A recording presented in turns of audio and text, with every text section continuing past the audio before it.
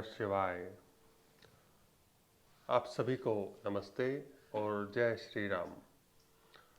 आज मैं आपको बताऊंगा स्वर योग के अभ्यास के समय क्या क्या भ्रांतियां हो सकती हैं। आपको सुनकर आश्चर्य होगा कि स्वर योग में कैसी भ्रांति। मैं तो स्वर योग का अभ्यास करूं और स्वर योग का लाभ हो, स्वर योग का अभ्यास करूं और स्वर अभ्यास ना करूं और लाभ ना हो, सिर्फ इतनी ही तो बात है। इसके बीच में भी बहुत सारी बातें हैं। आज उन्हीं के बारे में मैं बात करूंगा, जो लाभ और हानि से हटकर, जो कि भ्रांति है, जो कि गलत धारणा है, उनको दूर करने का प्रयास करूंगा। उसका लाभ यह होगा कि आपका साधना मार्ग स्पष्ट रूप से प्रशस्त होगा। आप स्पष्टता के साथ देख पाएंगे आप कहाँ खड़े हैं आज और कहाँ आप जाना चाहते हैं और उसका मार्ग कैसे बनाया जाए। सबसे पहली भ्रांति जो स्वर योग के संबंध में है वो यह है कि अगर तिथि अनुसार या वार अनुसार मेरा स्वर अनुकूल नहीं है तो बहुत बड़ी गलती हो गई, तो बहुत बड़ा नुकसान हो गया।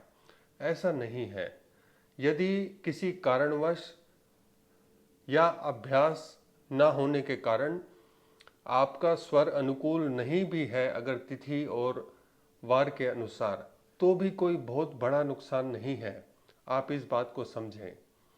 जैसे हम आजकल बच्चों का रिजल्ट देखते हैं, स्कूल के बच्चों का, अगर किसी के 90% नहीं आए, 95% नहीं आए, तो आप क्या कहेंगे उसको?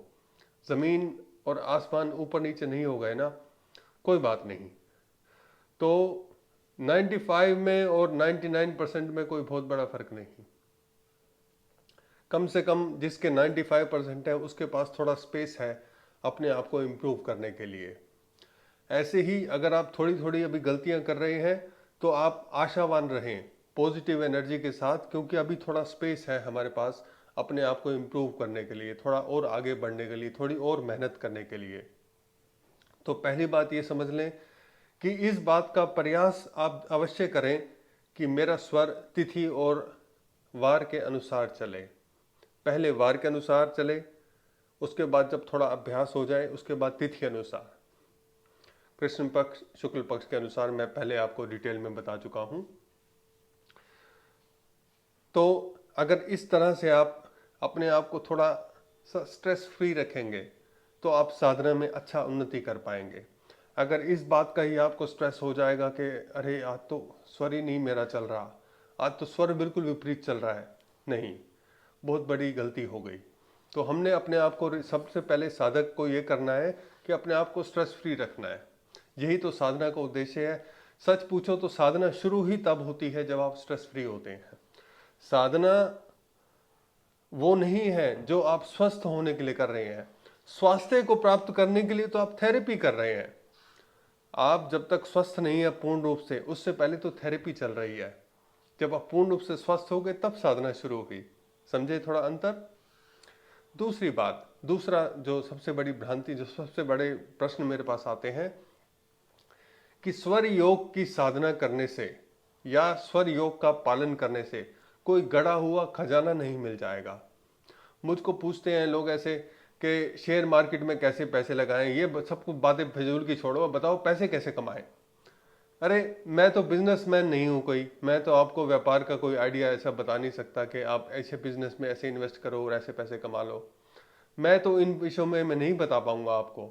हाँ, कुछ जो स्वर की तकनीक है उससे हम धन को कैसे संजो कर रख सकते हैं, धन आने में कैसे वो सहायता हमारी कर सकती है स्वर की क्रियाएं, ये मैं आपको अवश्य बता सकता हूँ और मैं बताया भी है पहले।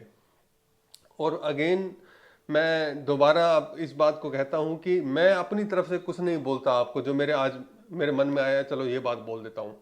जो शास्त्र में लिखा है मैं वो बात आपको बोलता हूँ। सिर्फ अंतर ये है कि वहाँ संस्कृत में लिखा है, मैं आपसे साधारण हिंदी भाषा में बात करता हूँ। एक मित्र ने यह भी लिखा है कि कोई ये कहता है, कोई ये कहता है, हम किसकी बात माने। मैंने आपको दोबारा बोला ना, इसी बात को रिपीट करता हूं मैं कि मैं कुछ भी अपनी तरफ से नहीं बोल रहा हूं। जो शास्त्र में लिखा है उस बात को अब तक मैं पहुंचाने का प्रयास कर रहा हूं सरल आसान भाषा में।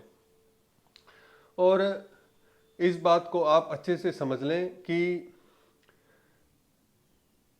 जब आप धन की इच्छा से ऊपर उठ जाएंगे ना, जब धन कमा लिया, सब कुछ धन का उपयोग कर लिया, अब नहीं है इच्छा, तभी तो साधना शुरू होगी। अगर अभी भी आप गड़ा खजाना खोज रहे हैं, अभी भी आप किन्हीं और प्रपंचों में उलझे हैं, तो निश्चित रूप से अभी साधना नहीं शुरू हुई है ना। और साधना तो शुरू ही तब होगी जब आप इन बातों से ऊपर उठ जाएंगे। तो इस बात का आप ध्यान रखें कि आप साधना मार्ग पर अग्रसर हैं, आप सांसारिक मार्ग पर अग्रसर नहीं है कि मैं आपको एक कोर्स बता दूं, 6 महीने का ये कोर्स कर लो तो आप इन्वेस्टमेंट करना सीख जाएंगे, पैसा कमाना सीख जाएंगे, ऐसा नहीं होगा ना। एक और बड़ी भ्रांति है कि आपको कभी कभी ऐसा लगता है, आप कभी इतने इमोशनल हो जाते हैं कि आपको लगता है कि आपके स्वर का प्रभाव आपके किसी सगे संबंधी पर पड़ेगा, उनके स्वास्थ्य पर पड़ेगा। आपको ऐसा लगने लगता है कि अरे मेरा स्वर ठीक नहीं चल रहा, तो मेरे जो पारिवारिक व्यक्ति हैं, परिवार है, संबंधी हैं, मित्र हैं, उन पर इसका दुष्प्रभाव ना पड़े। ऐसा नहीं होगा, आप इस बात से निश्चिंत रहें। एक हमारे मित्र हैं दिल्ली से, राजन जी, तो उनको ऐसी भ्रांति थी। मेरी उनसे बात भी हुई तो मैंने उनको आश्वस्त किया, आप इस बात से निश्चिंत रहें, क्योंकि हम जब बहुत ज़्यादा भावुक हो जाते हैं ना, तो किसी भी चीज़ से अपने आप को जोड़ लेते हैं। तो इस बात से भी थोड़ा आप बच कर रहें कि आप इस बात का ध्यान रखें, अभी इस लेवल पर आपकी साधना आप तक सीमित है, उसका किसी दूसरे व्यक्ति पर प्रभाव जो है बहुत अभी ना ही पड़ेगा, अभी नहीं पड़ेगा। प्रभाव इस रूप में जरूर पड़ सकता है जैसे मैं आपको कुछ बता रहा हूँ, मैंने शास्त्र में बात को पढ़ा, उसका जीवन में आचरण किया और आपके साथ मैंने उसको साझा किया, इस तरह से पड़ सकता है। लेकिन मैं अगर ये चाहूँ कि मेरे स्वर ठीक नहीं चल रहे तो इसका दुष्प्रभाव दूसरे पर होगा, इस बात से आप निश्चिंत रहें, ऐसा नहीं होगा। आशा करता हूँ आप मेरी बात से सहमत होंगे। आज के लिए इतना ही, धन्यवाद। ओम नमः शिवाय।